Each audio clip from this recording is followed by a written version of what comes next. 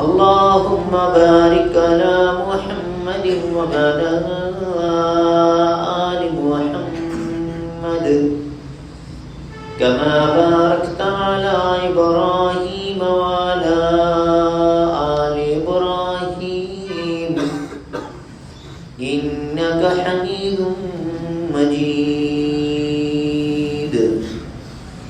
أعوذ بالله السميع العليم من الشيطان الرجيم. بسم الله الرحمن الرحيم.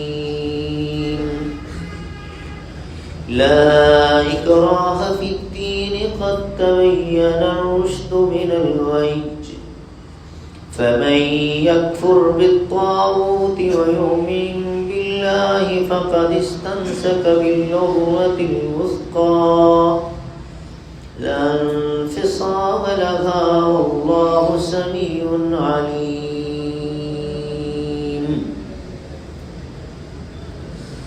اللہ مالک الملک کی حمد و ثنا اسی کے لیے تعریفات تسبیحات کبریائی اور بزرگی جو اپنی ذات اور اپنی ایک ایک صفت میں بالکل اکیلا منفرد بے مثل اور بے مثال ہے. اللہ کی طرف سے، اللہ کے فرشتوں کی طرف سے اور ہم سب مسلمانوں کی طرف سے صلاۃ و سلام خاتم الانبیاء حضرت محمد مصطفیٰ صلی اللہ علیہ وسلم کی ذات اقدس پر، جو اللہ کے آخری نبی اور رسول بن کر مبعوث ہوئے، اپنے مالک کا پسندیدہ دین اسلام اور آخری سچا آسمانی صحیفہ قرآن پاک ہم تلک منن پہنچا کر اس دنیا سے رخصت ہو گئے. سورۃ البقرہ کی آیت نمبر 256 کے حوالے سے پچھلے 3 خطبات جمعہ میں گفتگو ہو چکی ہے. لا اکراہ فی الدین، اس کا کیا معنی ہے، اس میں کیا پیغام ہے اور کس طرح اس کو مس انٹرپریٹ کیا گیا، اس کا غلط معنی اخذ کیا گیا اور ان الفاظ کو آڑ بنا کر کون سی غلطیاں مسلم سکالرز کرنے لگ گئے، مسلم لیڈرز کرنے لگ گئے، عوام کرنے لگ گئے. اس پر ہماری تفصیل سے بات ہو چکی ہے. اس کے بعد قد تبین الرشد من الغی، یہ اگلا نقطہ تھا. رشد کیا ہوتا ہے، غی کیا ہوتا ہے، اس پر ہم نے پچھلے مہینے کا جو دوسرا خطبہ جمعہ تھا، تیسرا خطبہ جمعہ، اس میں تفصیل سے بات کی تھی. اور ساتھ ہی یہ بات بھی کی تھی کہ یہ ہمارے ایمان کا مسئلہ ہے. جب ہم قرآن کو اللہ کا سچا اور آخری صحیفہ مانتے ہیں اور محمد الرسول اللہ صلی اللہ علیہ وسلم کو اللہ کا آخری اور سچا نبی تسلیم کرتے ہیں، تو پھر اس قرآن پاک سے اور پیارے نبی سے جو ہمیں ہدایات ملی، جو احکامات ملے، وہ کیا ہے اور اس کو کس طرح ہم نے دل کی گہرائیوں سے تسلیم کرنا ہے، اس کو رشد کہا گیا.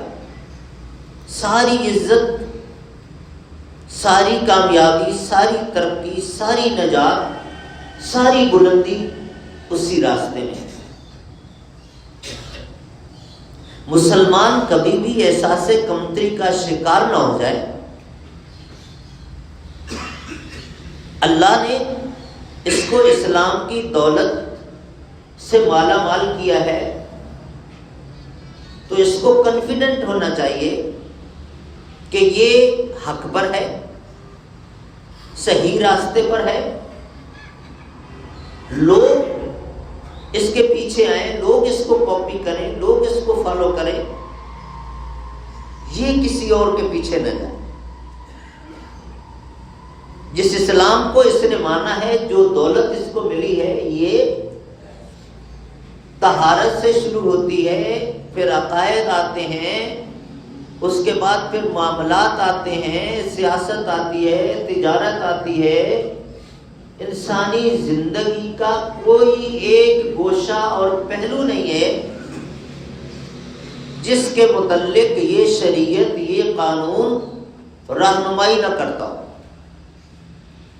سارے ضوابط اور اصول موجود ہیں۔ تو فرمایا کہ یہ ہم نے بالکل واضح طور پہ بیان کر دیا، تمہیں دے دیا۔ اب اس کو سیکھنے کی ضرورت ہے۔ ہر بندہ گہرائی سے مطالعہ نہیں کر سکتا۔ کوئی ڈاکٹر ہے، کوئی انجینئر ہے، کوئی سائنٹسٹ ہے، کوئی پائلٹ ہے، مختلف فیلڈز ہم نے اپنے تقسیم کی ہوئی ہیں اور ضرورت بھی ہے، لیکن بنیادی عقائد اور روزمرہ کی زندگی میں حلال و حرام کے جو مسائل ہیں، وہ تو ہر مسلمان مرد ہو یا عورت ہو، اس پر سیکھنا فرض ہے۔ نبی کریم صلی اللہ علیہ وسلم کا وہ جو فرمان ہے کہ طلب العلم فریضۃ علی کل مسلم و مسلمۃ، اس کے تحت جو گہرائی کے مسائل ہیں وہ علماء کرام، اسکالرز، فقیہ، مجتہد، مفتی، شیخ الحدیث، اس میں وہ رہنمائی کریں گے، ان کے ساتھ رابطے کی ضرورت ہے۔ تو اللہ مالک الملک نے رہنمائی دی ہے، اصول دیے ہیں، ضوابط دیے ہیں۔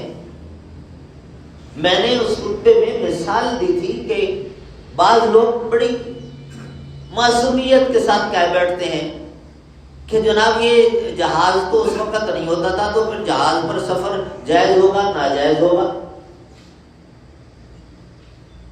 اسی طرح سے کئی ایک چیزوں کے متعلق سوال کر دیتے ہیں جو آج کی ایجادات ہیں۔ شریعت میں رہنمائی موجود ہے،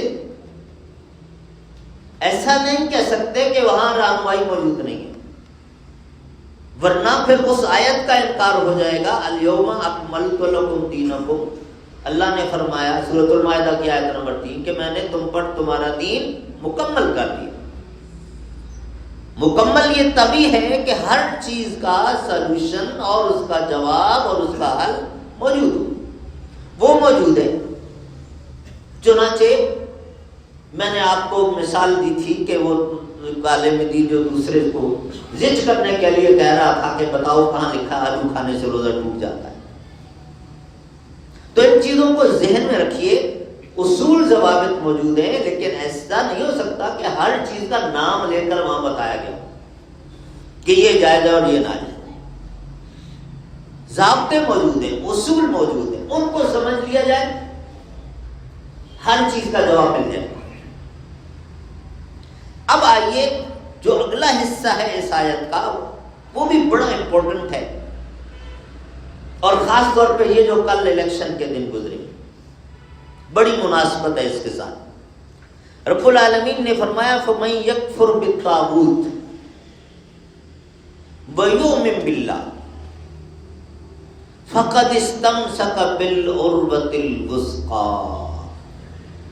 جو شخص طاغوت کا انکار کر دے، طاغوت سے دور ہو جائے، طاغوت سے کٹ آف ہو جائے، طاغوت کی بات نہ مانے، اور وَيُؤْمِن بِاللَّهِ، اللہ پر ایمان لے، جو اس نے ایمان کا دعویٰ کیا تھا اس پر پکا ہو جائے، اللہ کی بات کو اوپر رکھے، تو پھر فَقَدْ اسْتَمْسَكَ بِالْعُرْوَةِ الْوُثْقَىٰ، اس نے ایک بہت مضبوط سہارا پکڑ لیا ہے جو کبھی ٹوٹنے والا نہیں۔ اب بات سمجھیے کہ طاغوت کیا ہوتا ہے۔ طاغوت ہر اس شخص یا اس قوت کو کہا جا سکتا ہے جو آپ کو اللہ کا قانون وائلیٹ کرنے پر، اللہ کے قانون کی خلاف ورزی کرنے پر، اللہ کے حکم کی خلاف ورزی کرنے پر، حکم عدولی جس کو آپ کہتے ہیں، فورس کرے گن پوائنٹ پر،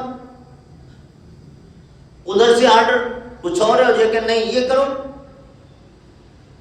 فورس کرے، زبردستی آپ سے اللہ کی شریعت کے خلاف کروائے، یا آپ کو ترغیب دے، موٹیویٹ کرے، یا آپ کو انفلوئنس کرے، یا آپ کو لالچ دے، خریدے، وہ خریدنا، وہ لالچ، وہ پیسے روپے کا بھی ہو سکتا ہے، قرب کا اور محبت کا بھی ہو سکتا ہے، اس میں پھر آپ کی فیملی بھی آ جاتی ہے، دوست احباب بھی آ جاتے ہیں، بیوی بچے بھی آ جاتے ہیں۔ تو قوت کی جہاں تک بات ہے تو یہ حاکم وقت، لیڈر، یہ ان کا کام ہے جو طاقت کے بل بوتے پر آپ سے اللہ کی شریعت کے خلاف کام کرو، گن پوائنٹ پر، یا یہ بھی ہو سکتا ہے راستے میں پبلک میں کوئی تو بدماش ہے نا، وہ زبردستی پکڑ کے ایک ہندو آپ سے وہ اپنا رام رام کروانے کے لیے فورس کرے، آپ نے کسی بت پر نذرانے کے لیے فورس کر دے، یا اور مختلف نعرے جو آ گئے، فلاں مشکل کشا اور فلاں مشکل کشا اور فلاں، تو اس کا نعرہ لگا ورنہ شوٹ کروں گا۔ اب وہ حکمران نہیں ہے، ایک عام شہری ہے، راستے میں آپ کو پکڑ لیا اور آپ کو کہتا ہے کہ اس کا جو عقیدہ بنا ہوا ہے وہ اس پر آپ کو فورس کر رہا ہے۔ میرا کہنے کا مقصد یہ کہ زبردستی گن پوائنٹ پر اگر آپ سے شریعت کے خلاف کروانا چاہتا ہے طاغوت ہے۔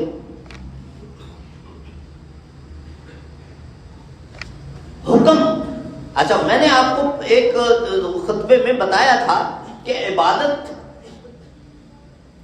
کا لفظ قرآن پاک میں تقریباً 700 مرتبہ استعمال ہوا مختلف فارمز میں،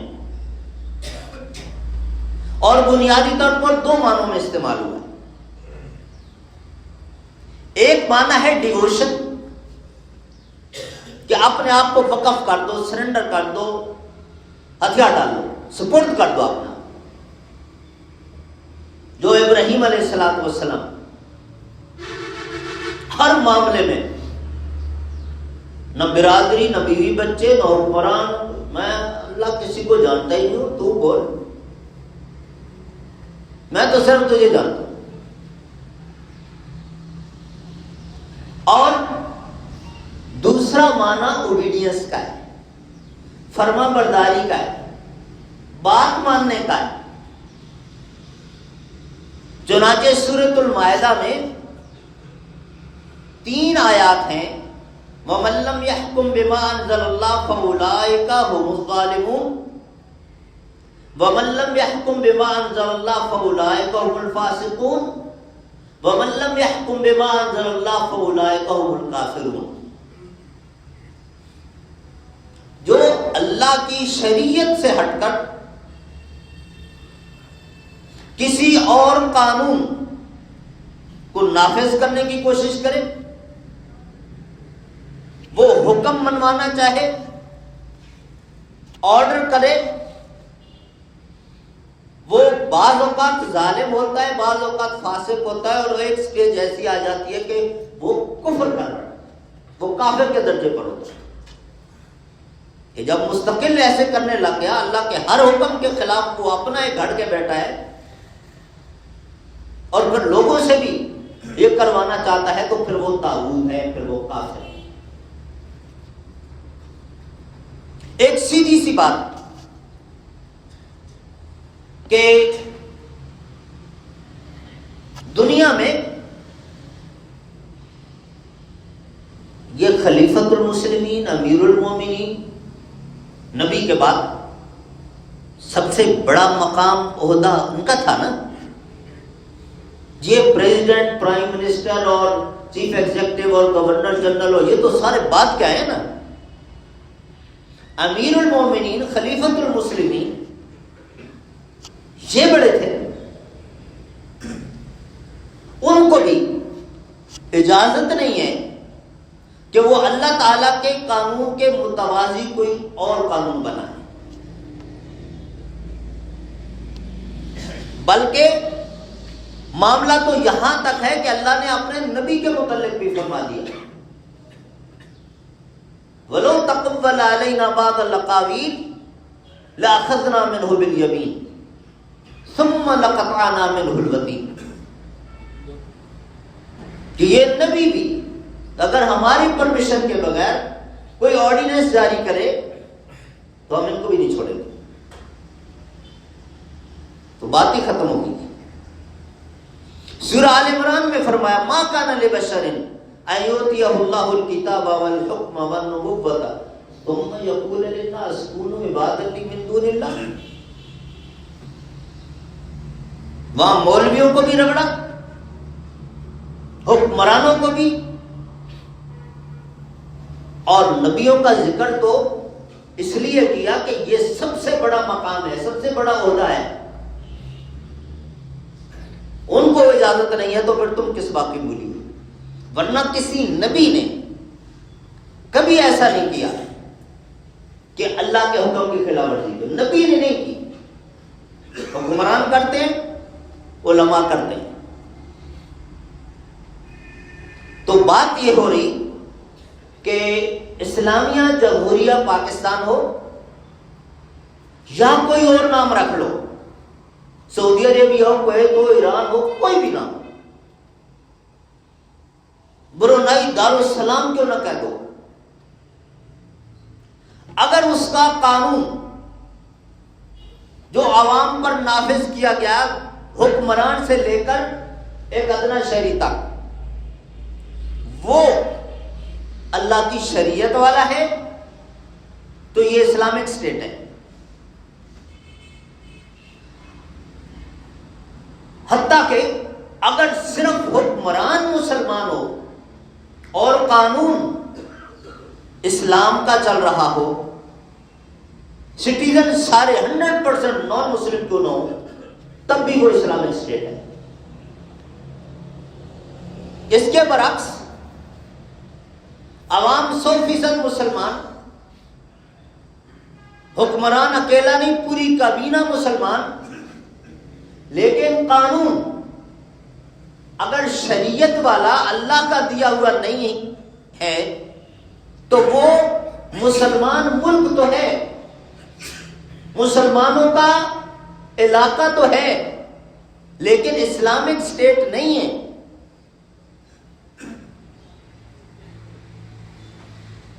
اب اس ملک میں اگر اسمبلی، سینٹ، پارلیمنٹ، مقننہ، کوئی بھی ادارہ، وہ ایک انڈیویجول پریزیڈنٹ ہو، اسمبلی کا اسپیکر ہو، گورنر ہو، وزیر اعلیٰ ہو، کوئی بھی جس کے پاس پاورز ہیں، جس کے پاس اختیارات ہیں، وہ اپنے ایک قلم سے یا لوگوں کو قائل کر کے عوام کے لیے کوئی ایسا قانون بناتا ہے، کوئی ایسی قرارداد پاس کروا دیتا ہے جو کہ اللہ کی شریعت سے ٹکراتی ہو، تو وہ طاغوت ہے۔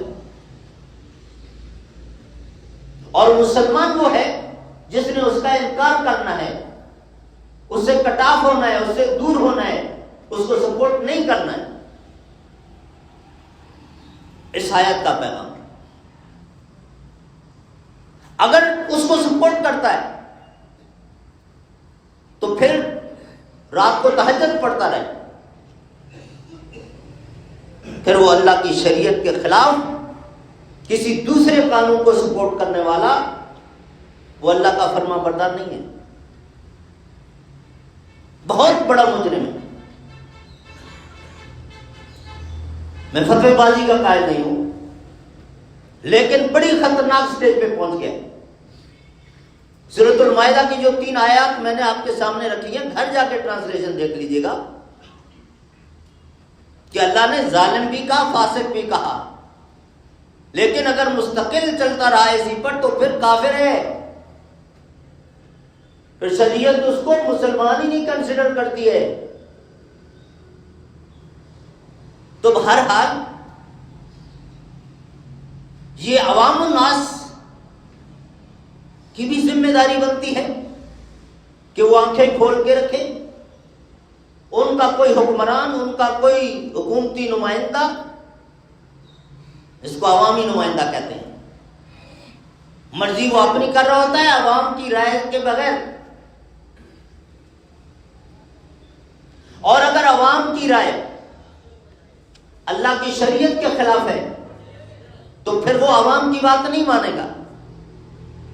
اس کو جو ذمہ داری دی گئی ہے اس کے تحت وہ پابند ہے، اگر مسلمان ہے اور مسلمان ملک کا نمائندہ ہے تو وہ پابند ہے کہ وہ ہزاروں کیا لاکھوں، چھوڑ دیں کروڑوں مسلمان ایک طرف کھڑے ہوں، وہ اللہ کا قانون لے کر کھڑا ہو جائے، وہ حق پر۔ حضرت ابراہیم علیہ السلام کی پوری سٹوری پڑھی ہے قرآن پاک میں۔ اکیلے ابراہیم علیہ السلام ڈٹ گئے، ساری پبلک، حکمران سب مخالف۔ تو اللہ نے ابراہیم علیہ السلام کو اکیلا نہیں کہا، کانا امتن قانتا للہ، ابراہیم علیہ السلام کو پوری امت کہا ہے اللہ نے۔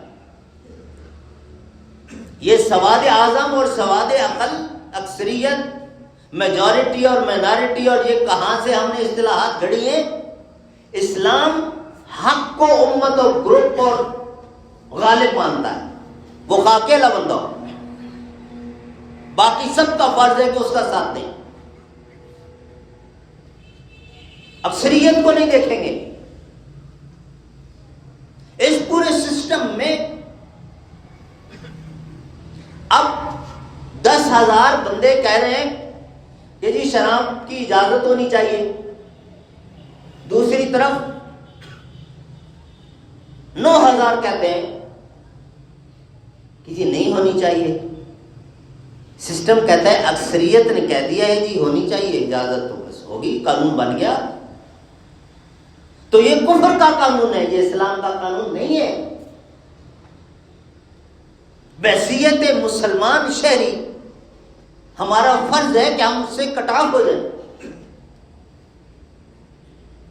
ہم اس سے برات کا اعلان کریں، تب تو ہمیں اس کے مومن، اس کے بندے، کہ یہ میرے رب کے قانون کے خلاف ہے، میں اس کو نہیں مانتا ہوں۔ ہم ہر وہ بات مانیں گے جو میرے رب کے قانون کے مطابق ہو، ہم اس کے غلام ہیں، اس کے بندے ہیں، تمہارے نہیں ہیں۔ ہماری زندگی اور موت اس کے ہاتھ میں، تم شوٹ کرنا چاہو تو کر دو، انشاءاللہ ہمیں شہادت ملے گی، لیکن اس کے قانون کے بدلے میں تمہیں ماننے نہیں ہو سکتا۔ مسلمان کا فرض ہے۔ اس کے بعد اگلے نمبر پر بعض اوقات برادری انسان کو مجبور کرتی ہے، ایک رسم بنی ہوئی ہے جو شریعت کے خلاف ہے، پوری برادری مناتی ہے، یہ اکیلا، اس کو اللہ نے شعور دیا، سمجھ دی کہ یہ غلط ہے، کہتا ہے کیا کروں اب، برادری ساری، برادری کیسے چھوڑوں؟ آ گیا امتحان کہ اب کیا کرتا ہے؟ اس وقت اگر وہ یہ کہتا ہے کہ یہ میرے رب کا حکم یہ ہے، یہ اس سے ٹکرا رہا ہے، برادری طاغوت کے درجے پر آ گئی ہے، میں اس کو نہیں مانوں. یہ آیت وہی سبق دے رہی ہے. فَمَن يَكْفُرْ بِالطَّاغُوتِ. بعض اوقات بیوی شوہر کے ہاتھوں مجبور ہو کر شریعت کے خلاف کوئی کام کر رہی ہوتی ہے کہ شوہر بھٹکا ہوا ہے, عقیدہ صحیح نہیں ہے, گیدرنگ غلط ہے, علم نہیں ہے, وہ فورس کرتا ہے. وہ کہتی ہے بیچاری میں کیا کروں, گھر آباد رکھنا ہے, اس کے ساتھ نکاح ہوا ہے, گھر برباد ہو جائے گا. بعض اوقات الٹ ہوتا ہے, بیوی ٹھیک ٹھاک ہے, مرد صحیح راستے پر ہے, لیکن نہیں چلتا معاملہ. بعض اوقات ادھر سے یعنی مرد مجبور ہو کر بیوی کی بات مان رہا ہوتا ہے, کیا کروں گھر بچانا ہے, بچے ہیں, تو بیوی طاغوت کے درجے پر آ گئی, شوہر طاغوت کے درجے پر آ گیا. بعض اوقات خود ماں باپ بچوں کی شفقت محبت کا نام لے کر کیا کریں جی بچے ہیں, اب اصرار کر رہے ہیں, ماننا پڑے گا, بچوں کو ناراض تو نہیں کر سکتے, بچے باغی ہو جائیں گے, بچے یہ ہو جائیں گے, شادی بار بار تو نہیں ہے, ایک زندگی میں ایک ہی مرتبہ تو کرنی ہے, اس میں تو پورا کھل کے ہمیں خوشی کے سارا وہ کرنے دیں, ساری رسومات اور پیسہ ابا کا. اس وقت یہی کیا کروں بچے, تو اس وقت یہ بیٹا یا یہ اولاد طاغوت بنی ہوئی ہے. بعض اوقات دوست احباب بچپن کا دوست ہے جی, مجھے پتا ہے کہ کام تو غلط ہے, لیکن اب کیا کروں, دوستی ہے نبھانی ہے. نہیں نہیں, یہ سب کچھ کیوں ہوتا ہے؟ سب سے بڑا طاغوت انسان کا اپنا دل ہے, انسان کا دل. اس لیے پیارے نبی صلی اللہ علیہ وسلم کی وہ حدیث جو صحیح بخاری شریف میں ہے, لا یؤمن احدکم حتی یکون ہواہ تبعا لما جئت بہ. صحیح معنوں میں مومن اس وقت بنو گے, تمہاری پریکٹیکل لائف مومنانہ فرما بردارانہ اس وقت ہوگی جب تم اپنے اس دل کو کنٹرول کر لو, اس کو میری شریعت کے تابع کر لو. اب اس کی ایک سٹیج تو یہ ہے کہ اس کے اندر شریعت کے خلاف کوئی خواہش کوئی تمنا پیدا ہی نہ ہو, لیکن یہ ناممکن ہے, کیونکہ شیطان کو بھی تو اللہ نے چھوٹ دی ہوئی ہے نا, اس کو مہلت بھی دی ہوئی ہے, صلاحیت بھی دی ہوئی ہے, وہ اپنا کام کرے گا. وسوسے آئیں گے, شیطان بہکانے کی کوشش کرے گا, اس سے سوائے پیغمبر کے شاید ہی کوئی بچ سکے, کوئی نہیں بچ سکتا. چنانچہ آپ دیکھیں صحابہ کرام سے بھی کچھ معاملات ایسے ہوئی. لیکن جو اگلا کام ہے وہ وسوسے تو ڈالے گا, بہکائے گا, سبز باغ دکھائے گا, برائی کے فوائد گنوائے گا, برائی کو بڑا خوبصورت کر کے پیش کرے گا, اچھائی کے گھڑ گھڑ کے سائیڈ افیکٹس نقصانات اپنی طرف سے بنا بنا کے کرو گے تو یہ ہو جائے گا وہ ہو جائے گا, ڈرائے گا. لیکن اس وقت اس کی بات ماننی نہیں, اس وقت اس دل کی یہ بات ماننی نہیں. خیال تو آ رہا ہے, تمنا تو آ رہی ہے, خواہش بھی پیدا ہو گئی, لیکن اقدام نہیں کرنا ہے, کنٹرول کرنا ہے اس کو. جب آپ نے اس لیے اللہ دیکھے کیا رب ہے, کتنی محبت کرتا ہے ہمارے ساتھ, بندہ تصور نہیں کر سکتا. لیکن ایک عام بات آپ نے سنی ہوئی ہے کہ اگر ایک بندہ نیکی کا صرف ارادہ کرتا ہے, ابھی کی نہیں ہے, اللہ اس کے نام اعمال میں لکھ دیتا ہے, اور جب نیکی بجا لاتا ہے تو پھر بعض اوقات 10 گنا، بعض اوقات 70 گنا، بعض اوقات کئی گنا۔ اب انصاف کا تقاضا تو یہ تھا کہ جب نیکی کی نیت پر ایک نیکی لکھ دی گئی، ثواب لکھ دیا گیا، تو گناہ کا بھی جب ارادہ کرے، نیت کرے تو لکھ دیا جائے۔ لیکن کتنا مہربان ہے، کتنی محبت ہے اس کی، کتنی رعایت کرتا ہے ہمارے ساتھ کہ نہیں لکھتا، گناہ نہیں لکھواتا، جتنی مرتبہ بھی نیت کرتا رہے، خواہش کرتا رہے، نہیں لکھواتا جب تک کہ اقدام نہ کر لے۔ ابھی پچھلے دنوں ایک بات میں سن رہا تھا، بڑی زبردست، اللہ کی قسم، ایک ایک چیز اللہ کی اگر ہم غور کریں، ٹائم ختم ہو گیا لیکن آپ آخری بات سن لیں۔ رب کی مہربانیاں، رب کی شفقتیں، رب کی محبتیں، رب کی رعایتیں، اور اللہ کس کس طرح ہمارے پردے رکھتا ہے۔ یہ جو میت کو دفنانے والا حکم ہے، یہ اللہ کی کتنی بڑی مہربانی ہے، کتنی بڑی شفقت ہے۔ قبر میں اس کے ساتھ جو حساب و کتاب ہو رہا ہے، کیا ہو رہا ہے ہمیں نہیں پتا، اللہ نے پردہ رکھا نا۔ اگر سارے لوگ، اب وہ قیامت کو دکھائے گا، میں قبر میں گیا اور میرے ساتھ اللہ نہ کرے، اللہ نہ کرے، اللہ کا ناراضگی والا سلوک، اور سب کو پتہ چل رہا ہو، سب دیکھ رہے ہو، کیا کہیں گے یہ تو ہمیں جمعے پڑھاتے تھے، کتنی بے عزتی ہے۔ تو یہ اللہ کی کتنی مہربانی کہ میں قبر میں جاتا ہوں، میرے ساتھ وہاں جو کچھ ہوتا ہے دنیا والوں کو نہیں دیکھنے دیتا۔ تو میرے بھائیوں، بات میں یہ کہہ رہا کہ رب العالمین کی خاص مہربانی، تو قدردانی والا رویہ ہم اختیار کریں، اس کے شکر گزار بن جائیں۔ یہ کسی بھی حیثیت سے آپ کو اللہ کی شریعت کے خلاف لے جانے والا شخص طاغوت کے درجے پر ہے، اور اس سے کٹاف ہونا، اس سے لا تعلق ہونا، اس کی بات نہ ماننا فرض ہے۔ اگر اللہ کے حکم کے مقابلے میں دوسرے کی بات مانی تو آپ نے بڑا کس کو بنایا؟ ویسے کہتے ہو اللہ اکبر، اللہ سب سے بڑا ہے، لیکن یہ عملاً تو آپ نے اس کو بڑا بنا دیا۔ یہی بات جو ہم سمجھاتے ہیں کہ بھائی آپ اپنے امام صاحب، مفتی صاحب کا احترام کرو، لیکن جب نبی کی بات کے خلاف وہ فتویٰ دے رہے ہوں تو پھر آپ ان کی بات نہیں مانو گے، پھر آپ نبی کی بات مانو گے کہ نبی بڑا ہے۔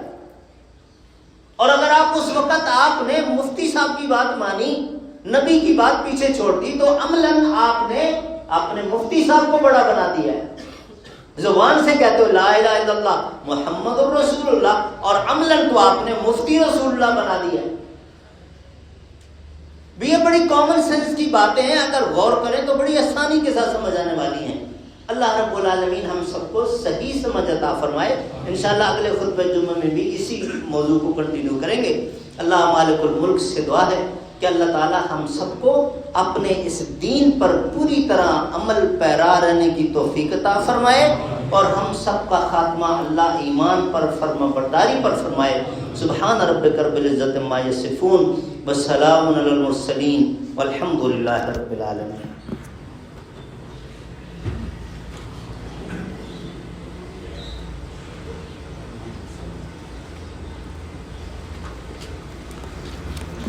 الحمد للہ۔